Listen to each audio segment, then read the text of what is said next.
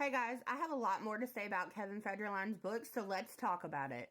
So Kevin is telling all these lies and stories about Brittany in his new book, right? And Brittany is coming back having something to say about it. I praise Brittany for this, you guys, because she's not just going to sit back and let somebody talk about her any way they want and not have something to say about it. So Kevin keeps talking about how distraught Brittany is and how out of control she is, right? But does he ever mention the fact that it's because he's causing it?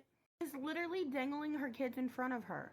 He's saying he's trying to sound the alarm, right? He knows exactly what he's doing. He's literally been trying to turn her kids against her all this time.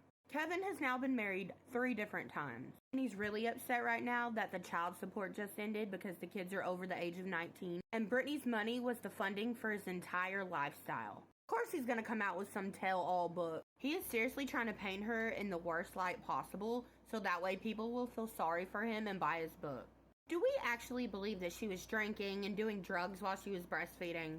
What I think actually happened was he's telling a story about a time where they actually partied together, where he was actually doing stuff with her. Kevin literally looks like he's on something while he's in his interview. Drugs actually cause people to lie and make things up. Maybe she was funding his bad habit and it finally ran out. Brittany is not crazy, you guys. She might be mentally distraught, but that's because her family, her friends, the people closest to her, even her husbands at the time, did all these things to her and act like they never did anything. I really wish people would leave Brittany alone because right now is the most freedom she has ever had in her entire life since the conservation ship ended. Everyone is just mad that they can't milk the cow anymore. Let's see how successful your book becomes, Kevin.